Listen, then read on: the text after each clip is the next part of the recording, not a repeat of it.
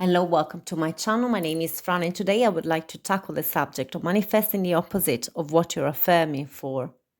So you've practiced all these different techniques and use all these tools to shift your mental state, to improve your self-concept, to live in the end result, or rather to think from the end.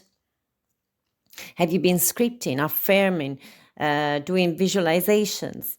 And your reality is spitting back at you the exact opposite of what you're looking for. Are you getting angry, discouraged, and quite frankly, pissed off at all these many theories about manifestation that don't seem to pan out? Do you think that you've done everything right, yet the 3D is reflecting back to exactly that which you don't want? There may be a simple explanation for this. It may be that you're using these tools as a way to abate your fears. You're not using them because they are fun or because they make you feel good, but because you desperately want to run away from your current reality. You're not working from the place of having your desired outcome. You're simply trying to convince yourself that what is in front of you is not real. It's like putting a filter on a picture. Yes, it improves the picture, but it doesn't change the way you look. It's like closing your eyes so you don't have to stare at the image reflected in the mirror. But as soon as you reopen them, there you are. So first of all, we need to accept the current reality. Okay, it's an illusion created by the mind, but it was nonetheless created, which means that in the current moment, it exists because our mind somehow keeps recreating it. So stare straight at it, take it in, accept it fully for what it is. There is only one way to beat your fear, and it's by facing it head on.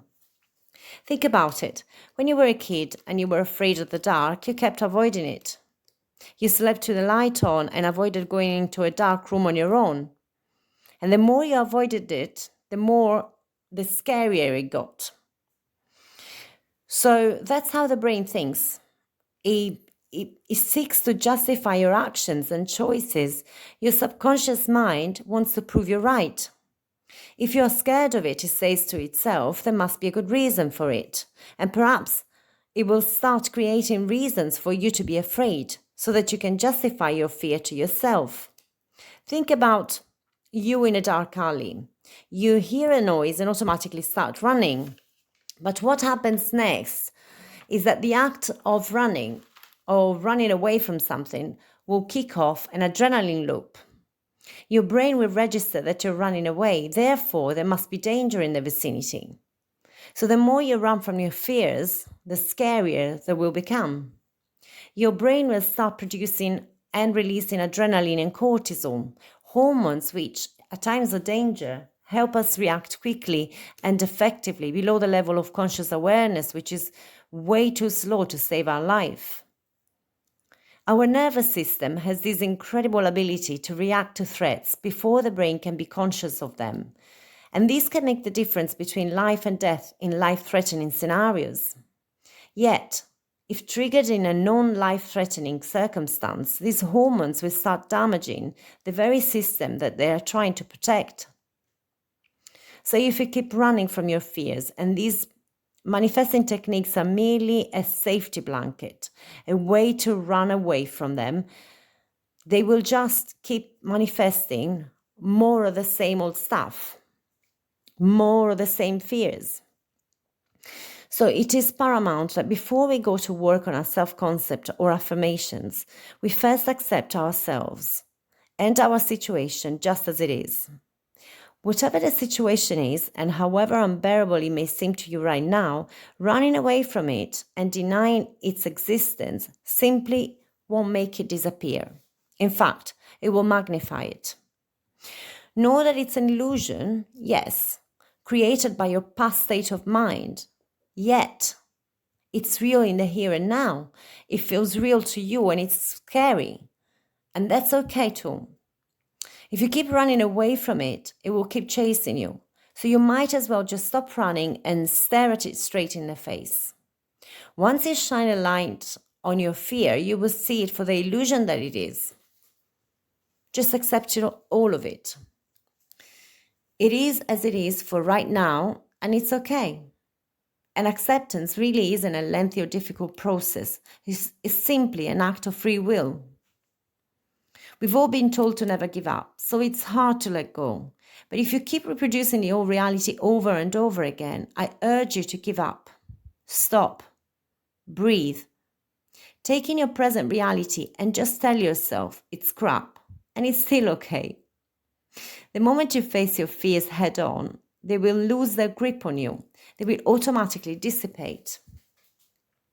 When I say ignore your present reality, I don't mean be delusional. I don't mean you've created it with your past beliefs. So it's an illusion, as you can change it anytime you like by changing your present beliefs. But I don't mean put the blinkers on and cover your ears. I mean, it's not important. It's not forever. It's not fixed. And you have created it, so you can undo it. But you need to be able to look at it and to be okay with it. If you're working on your self-concept from a place of fear, what you're doing is just magnifying that which you are afraid of. If you keep materializing and manifesting, pardon my French, the same old crap, then you're doing all these techniques as a way to run away from your present reality. Know this, your present reality is fluid and malleable, but you need to be okay with it before you can actually move on to bigger and better things. One way to neutralize your fear is persist in the face of adversity.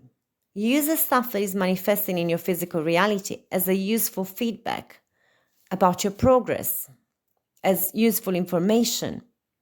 Do you keep manifesting the same old unwanted junk? That's fine. This is just my past belief system, my past fears materializing. Now I know better.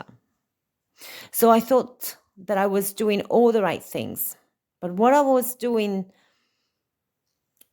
was it out of desperation? Or was it from a place of complete trust and acceptance? You see, there's a difference. And with a bit of practice, you will learn to even be grateful for the feedback you get from your 3D reality.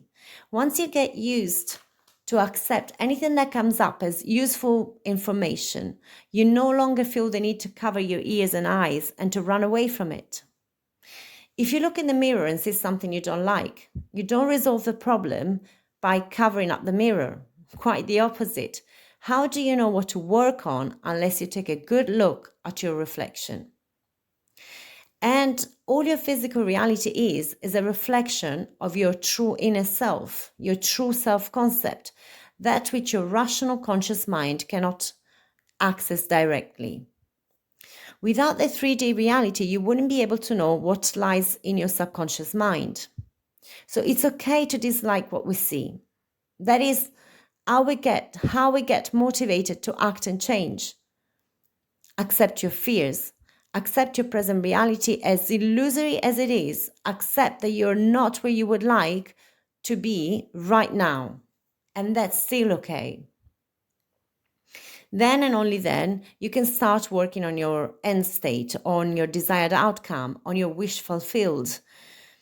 It's true that in order to adopt the state of the wish fulfilled, we need to ignore our current reality. But you won't be able to ignore it if you're afraid to look at it, if you're running away from it.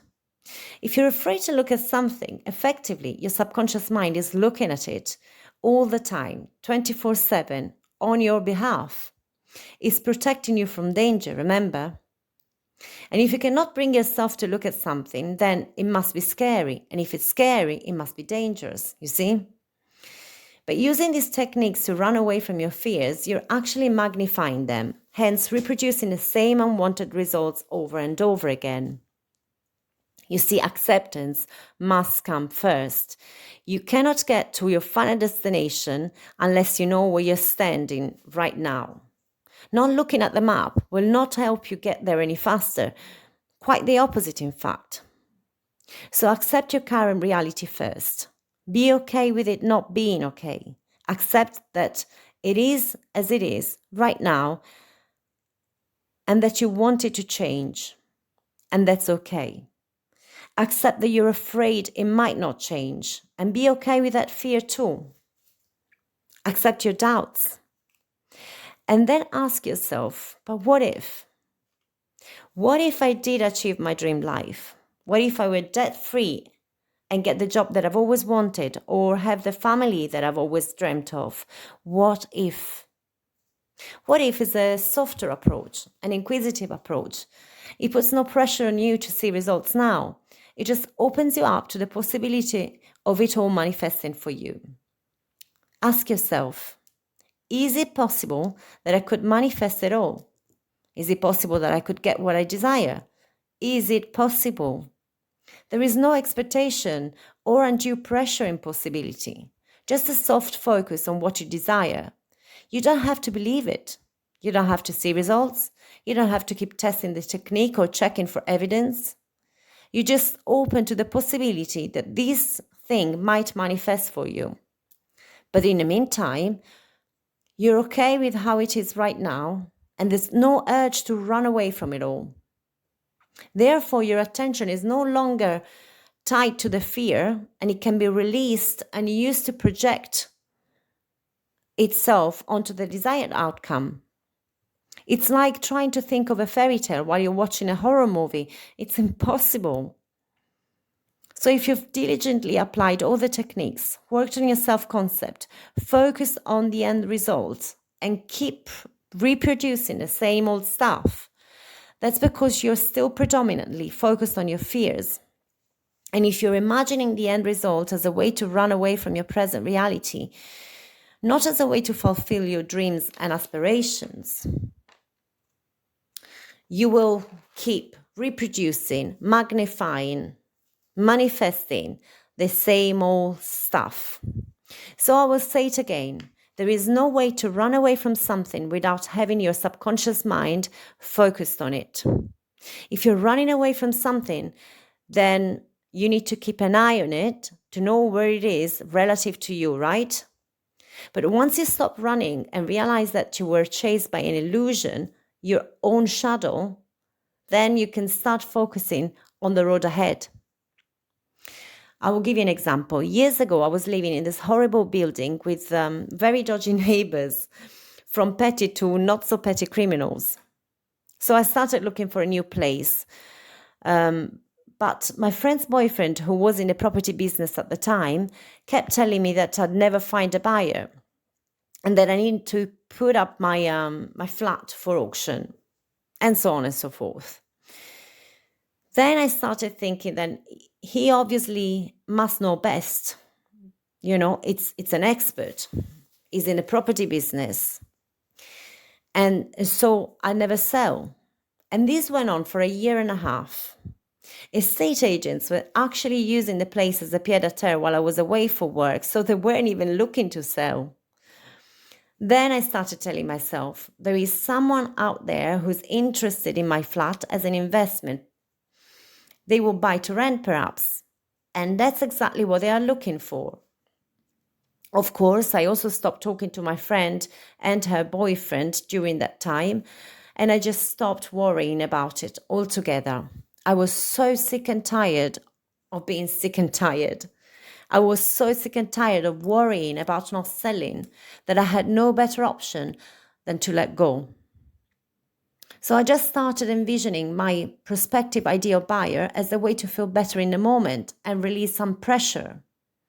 I wasn't coming from a place of fear. After all, I had a roof over my head, even if it wasn't ideal. So if I didn't sell it, it wouldn't have been the end of the world. I made peace with that fear and asked myself, what if someone is looking for a place exactly like this as an investment? And then I just dropped the desire and went about my life as usual. Now, I had to get to a place of maximum anxiety in order for me to let go and surrender. I simply couldn't take the stress anymore. Yet, I cannot stress this enough. It's not necessary to get to the breaking point before you let go of your fear. You can let go at any point. It's an act of free will. Long story short, within a couple of months, I found a buyer who was looking for an investment and who had just the right amount of money. This happened at the same time as I found my new ideal place after a few other places had fallen through because I had been outbid or gazumped by other buyers. After I moved to my new place, I called my friend and her boyfriend, and they couldn't believe that I had got just a little less than the asking price for it. I can't say that they were best pleased for me. I'm not sure if he was upset about being proven wrong or if he just lost the possible opportunity to buy the flat at an impossibly low price. Either way, I had first to accept my fear, and then I had to accept that I didn't like to accept my fear. Then I could release it and be at peace with it. And only afterwards was I able to actually imagine my desired outcome. So you cannot manifest your desired outcome from a place of fear. You cannot manifest your desires from a place of running away from your fears. You cannot manifest your wish fulfilled from a place of lack and desperation. Acceptance must come first. You must first be okay with it not being okay. So stop running. Stare at your fears head on. Take away the fear of the fear. And the whole thing will collapse and unravel as the illusion it is. Then and only then you can start manifesting your desired reality by living in the end, rather than by running away from the beginning. So we have come to the end of this podcast today. I intend that the content of this video helps you overcome your fears and manifest your desires from a place of acceptance and possibility.